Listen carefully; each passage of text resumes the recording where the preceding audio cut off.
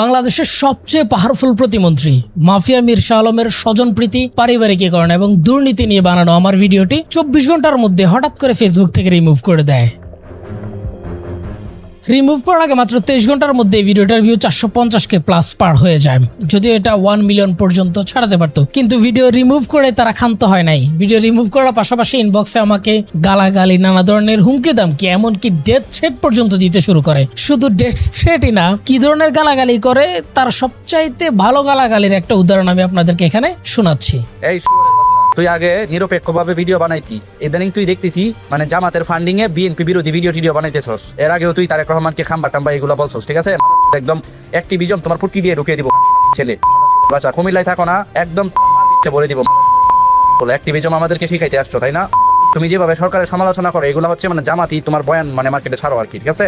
বান্দির পথে একদম ভালো হয়ে যাও, নাইলে একদম জনমের সোজা করে ফেলবো। এই পোলার নাম তোফাজ্জল, খুব সম্ভবত মধ্যপ্রাচ্যের কোনো একটা দেশে লেবার ভিসায় কাজ করে এবং সেখান থেকে মানুষকে এরকম ইনবক্সে সাইবার বুলিং গালাগালি করে। আর ওর প্রোফাইলটা কেন দেখালাম, কারণ ওর প্রোফাইলটা আনলক করা এবং আইডেন্টিফাই করা গেছে। বাকি সব প্রোফাইল হয়তো ফেক কিংবা বট আইডি গুলা থেকে গালাগালি করে। সো ওর পরিবারের মানুষ বা ওর আশেপাশের মানুষ অন্ততপক্ষে এইটা দেখুক যে সেই ইনবক্সে একটা দলের হয়ে একজন মানুষকে কিভাবে গালাগালি করে। আমি ভিডিও বানাই 2023 সাল থেকে। হাসিনার ফ্যাসিজম যখন চরমে, বাংলাদেশের রাজনীতিতে ভারতের ইনফ্লুয়েন্স যখন রন্ধ্রে রন্ধ্রে, সেই সময়টাতে বসে 2023 সালে ভারতীয় গোয়েন্দা সংস্থা রয়ের বাংলাদেশের পলিটিক্যাল ইনফ্লুয়েন্স নিয়ে আমি ভিডিও বানাই। একই সাথে 2024 সালে হাসিনা যখন ভারতকে বাংলাদেশের বুকের উপর দিয়ে ট্রানজিট দেয়, আমি সেই সময়টাতে ভারতকে হাসিনার দেয়া এই ট্রানজিটের বিরোধিতা করে ভিডিও বানাই। যেই সময়টাতে বাংলাদেশের অন্যান্য প্রমিনেন্ট ইউটিউবাররা হাসিনার উন্নয়ন প্রকল্পের নানা ধরনের প্রশংসা এবং পদলেহনে ব্যস্ত ছিল, সেই সময়টাতে আমি হাসিনার এগেইনস্টে ভিডিও বানিয়ে আসছি।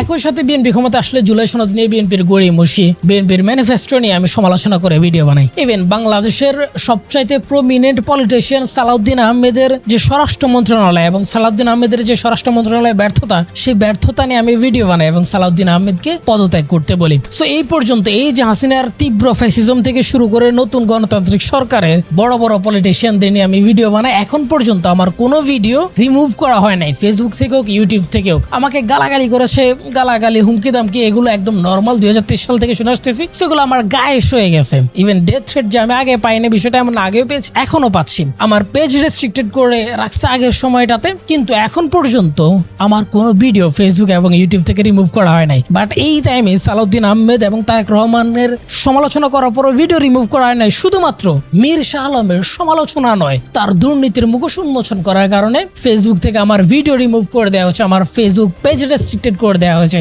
সাথে করে আমার আইডি রেস্ট্রিক্টেড করে দেওয়া হয়েছে রিপোর্ট করে, এবং আইডির মনিটাইজেশন পর্যন্ত নষ্ট করে দিয়েছে। সো মীর শাহ আলম কত বড় মাফিয়া এবং বাংলাদেশের রাজনীতিতে কত বড় দানব হয়ে উঠতেছে, জাস্ট ইমাজিন করেন। এখান থেকে শাহ আলমের দুর্নীতি এবং স্বজনপ্রীতি নিয়ে আমি যখন ওই স্ক্রিপ্টিংটা করে, আপনারা যারা ওই ভিডিওটা দেখেছেন, তখনই আমি ধারণা করেছিলাম যে এরকম কোন একটা কনসিকুয়েন্স আমার কাছে আসতে পারে বা এই জিনিসগুলো আমাকে ফেস করতে পারে। আমি ওই ভিডিওটাতে বলে ফেলেছিলাম। তবে এই ভিডিওটা করার আগে আমি একটু ভয় পাচ্ছি, কেননা মীর শাহ আলমের এই কাজগুলোর এগেনস্টে যারা নিউজ করেছেন, পত্রপত্রিকাতে প্রতিবেদন করেছেন, এরকম 4 জনের এগেনস্টে তিনি মামলা দিয়ে দিয়েছেন।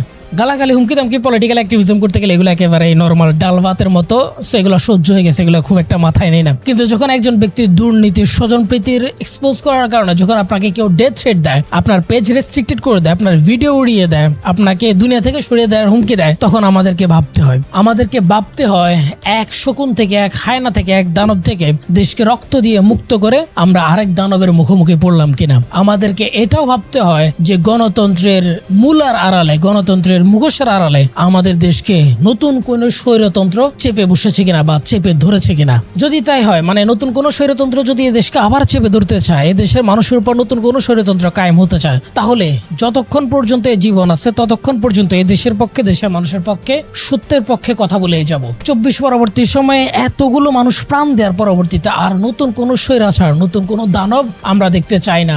জুলাইয়ের শহীদদের রক্তের সাথে আর নতুন কোনো প্রতারণা আমরা দেখতে চাই না। কারণ আমি বিশ্বাস করি মানুষ একবারই মরে, আর মৃত্যু যখন চরম সত্য, তখন অসত্যের পদলেহন করে 1000 বছর বেঁচে থাকার আকুতি অন্তত আমার মধ্যে নাই। তাই হুমকি দামকে এক পাশে রেখে চলেন ওই ভিডিওতে আমি কি দেখিয়েছি সেটা নিয়ে আরেকবার আলোচনা করি।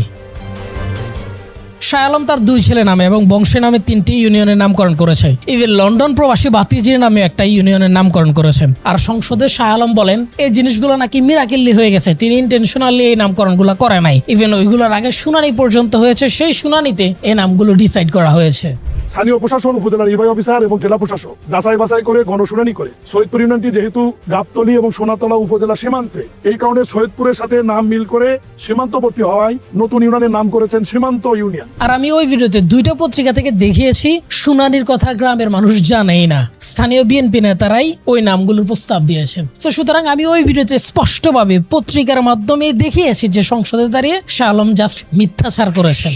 এখন আমি তো নিজে খবর বানাই নাই, ইভেন আমার একটা নিউজ চ্যানেলও না, পত্র পত্রিকাগুলোর খবরের উপর আমি জাস্ট কমেন্টস দেই বা আমার মন্তব্য দেই এবং সেটা আমি আমার মতো করে অ্যানালাইসিস করি। সেটা কারো পছন্দ হয়, কারো পছন্দ হয় না। আমি দুর্নীতির বিরুদ্ধে কথা বলি, আমি স্বজনপ্রীতির বিরুদ্ধে কথা বলি, আমি অপশাসনের বিরুদ্ধে কথা বলি, আমি স্বৈরতন্ত্রের বিরুদ্ধে কথা বলি, আমি অন্যায়ের বিরুদ্ধে কথা বলি, আমি এই দেশের সাধারণ মানুষের পক্ষে কথা বলি। এখন প্রথম আলো কিংবা বিজনেস স্ট্যান্ডার্ড যদি খবরটা না ছাপাতো বা মীর শাহ আলম যদি নিজের পৈতৃক বংশের নামে কিংবা নিজের ছেলেদের নামে এই নামকরণগুলো না করতেন, তাহলে প্রথম আলোই বা কিভাবে ছাপাতো? বা আমি তখন এই পত্র পত্রিকাগুলোর রিপোর্ট নিয়ে কিভাবে এগুলোর উপর কমেন্টস দিতাম বা কিভাবে আমি অ্যানালাইসিস করতাম, কিভাবে এগুলো আপনাদের সামনে তুলে ধরতে পারতাম? সো প্রথম আলো ছাপালে সমস্যা নাই। মীর শাহ আলম দেশের আইন লঙ্ঘন করে বাংলাদেশের আইন অনুসারে জীবিত বা মৃত মানুষের নাম অনুসারে স্থানের নামকরণ করা যায় না। মীর শাহ আলম আইনের লঙ্ঘন করে বংশের নামে, বাতিজির নামে, নিজের ছেলের নামে ইউনিয়ন পরিষদের নামকরণ করলে সমস্যা নাই। কিন্তু আমি যখন এগুলো নিয়ে অ্যানালাইসিস করি, কমেন্টস দিই, ওপিনিয়ন দিই, তখন সমস্যা হয়ে যায়। তখন আমাকে জঙ্গি, জামাতি, গুপ্ত ইত্যাদি ট্যাগ দেওয়া যায়, আমাকে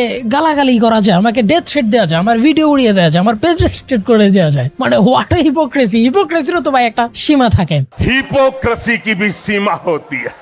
সো এখন এগুলা এই যে ধরেন মানে আমাকে এই যে জামাতি টামাতি বলে একটু আগে মানে ভিডিও শুরুতে যে গালিটা দেখাইলাম, ধরেন আমি জামাতি কিছুক্ষণের জন্য মেনে নিলাম বা আমি এনসিপি কিছুক্ষণের জন্য মেনে নিলাম, কিন্তু আমি এটা মেনে নেওয়ার পর মীর শাহ আলম যে কর্মকাণ্ডগুলা করলেন এগুলাকে অসত্য হয়ে যাবে? বা মীর শাহ আলম যেই ছেলেদের নামে, পৈতৃক নামে ইউনিয়ন পরিষদের নাম দিলেন, এই সত্যকে আড়াল করা যাবে? এই পত্র পত্রিকার রিপোর্টগুলোকে ডিলিট করে দিতে পারবেন? পারবেন না তো। ইভেন আমি ওই ভিডিওতে আরেকটা নিউজের উপর কমেন্টস দিয়েছি, সেটা হচ্ছে নেত্র নিউজের নিউজ, যেটা এখনো আছে, যেখানে দেখা জেলা হিসেবে সবচাইতে বেশি বাজেট পেয়েছে বগুড়া। আর বগুড়ার মধ্যে সবচাইতে বেশি বাজেট নিয়েছে প্রতিমন্ত্রী শাহ আলমের উপজেলা। বা ইভেন আমাদের যে প্রধানমন্ত্রী তারেক রহমানের এলাকা থেকেও শাহ আলমের এলাকা বেশি বাজেট নিয়েছে। এখানে শেষ না, এই বাজেটে 52টি প্রকল্পের মধ্যে 30টা প্রকল্প হয়ে গেছে শাহ আলমের নিজের ছেলে এবং বিএনপি নেতাকর্মীদের প্রতিষ্ঠানে।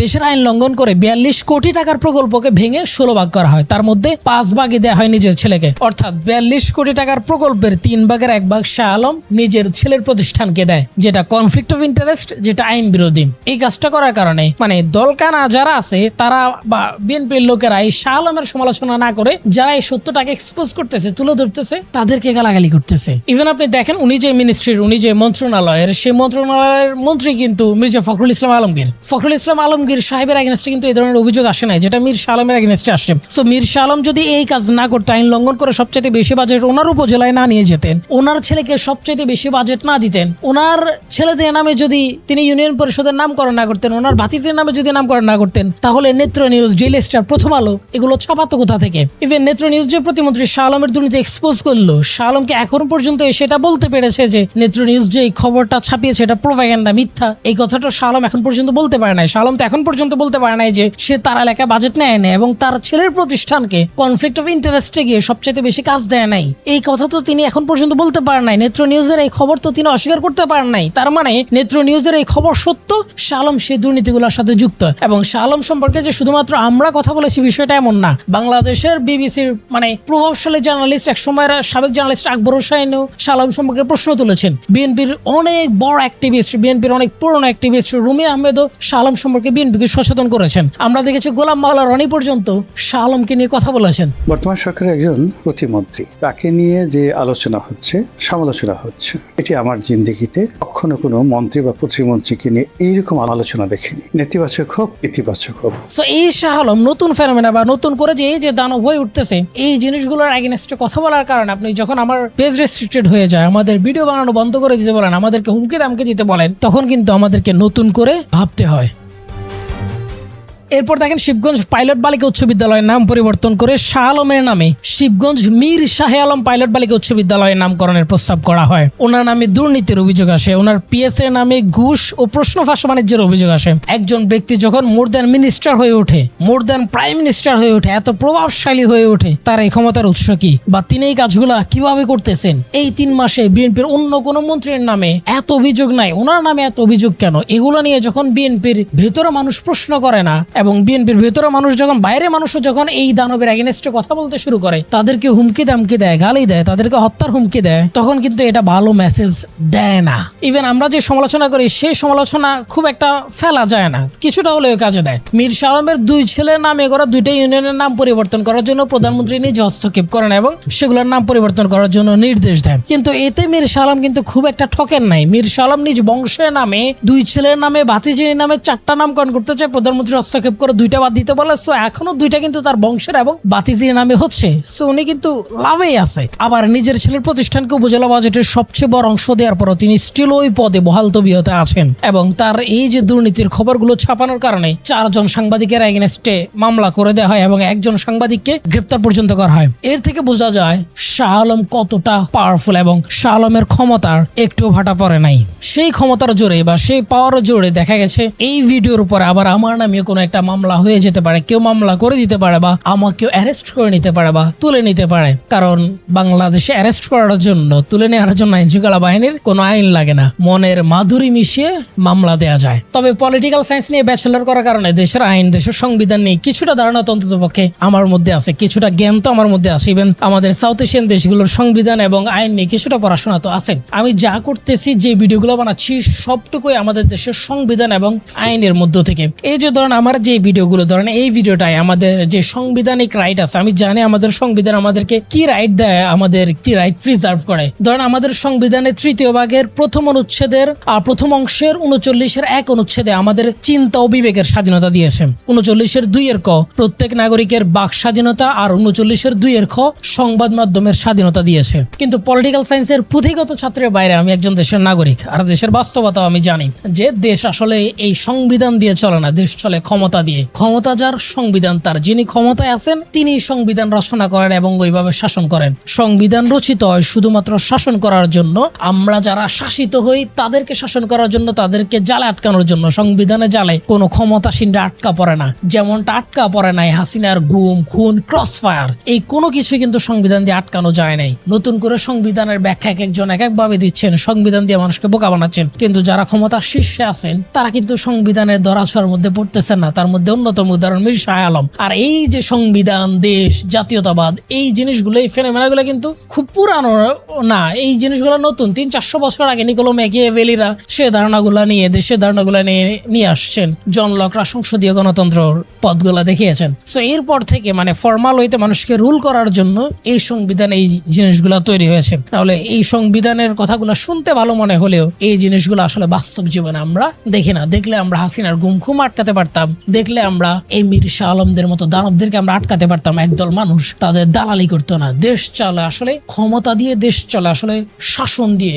এটা আমরা প্রাগৈতিহাসিক কাল থেকে রাজাদের থেকে দেখে এসেছি, সম্রাটদের ক্ষেত্রে দেখে আসছি। কিন্তু এর বাইরেও, এই সংবিধান ক্ষমতার বাইরেও আরেকটা বাস্তব সত্য হচ্ছে, ক্ষমতা কখনো চিরস্থায়ী হয় না। যার অন্যতম উদাহরণ ফেরাউন কখনো চিরস্থায়ী হতে পারে নাই, নমরুদ কখনো চিরস্থায়ী হতে পারে নাই, হিটলার কখনো চিরস্থায়ী হতে পারে নাই, শেখ হাসিনাও চিরস্থায়ী হতে পারে নাই, দেশ ছেড়ে পালাতে হয়েছে। সো হাসিনার এই যে পতন বা ঐতিহাসিক কাল থেকে যারা শিক্ষা না নেবে তারা তাদের কর্মের ফল ভোগ করবে, যার কর্মের ফল সেই ভোগ করবে। আর আমি তো ক্ষমতার ভয়, গুম খুনের ভয়, মানে হাসিনার ফ্যাসিজম যখন চরমে, তখনই হাসিনার এগেনস্টে কথা বলা বন্ধ করে নাই। এখন এই শাহ আলমরা যারা নব্য ফ্যাসিস্ট হয়ে উঠতে চাইতেছে তাদের এগেনস্টে কথা বলা বন্ধ করবো, তার প্রশ্নই আসে না। যতক্ষণ পর্যন্ত বেঁচে আছি, যতক্ষণ পর্যন্ত এই দেহে প্রাণ আছে, যতক্ষণ পর্যন্ত এই মস্তিষ্ক বিক্রি করে দিয়ে গোলাম না হয়ে যাচ্ছি, ততক্ষণ পর্যন্ত এই অন্যায়গুলোর বিরুদ্ধে, দেশের মানুষের পক্ষে, স্বাধীনতার পক্ষে, সার্বভৌমত্বের পক্ষে, অন্যায়ের বিরুদ্ধে ইনসাফের পক্ষে ইনসাফের লড়াই চালিয়ে যাব, মানুষের পক্ষে কথা বলে যাব। তবু অন্তত পক্ষে কোনো দলের দালালি করবো না। একেবারে যদি না পারি তাহলে ভিডিও বানানো ছেড়ে দেব। আমার পাশে থাকার জন্য, আমার ভিডিওতে ডোনেট করে আমাকে ভিডিও বানাতে সাহায্য করার জন্য, আমাকে কমেন্ট করে সাহস যোগানোর জন্য আপনাদের সবাইকে ধন্যবাদ। মা, মাটি, দেশকে ভালোবাসুন। আর যদি চান আমরা এই ভিডিওগুলো আরো তৈরি করি তাহলে এই ভিডিওগুলো বানাতে আমাদেরকে ডোনেট করতে পারেন। ধন্যবাদ সবাইকে আবারও। আল্লাহ হাফেজ।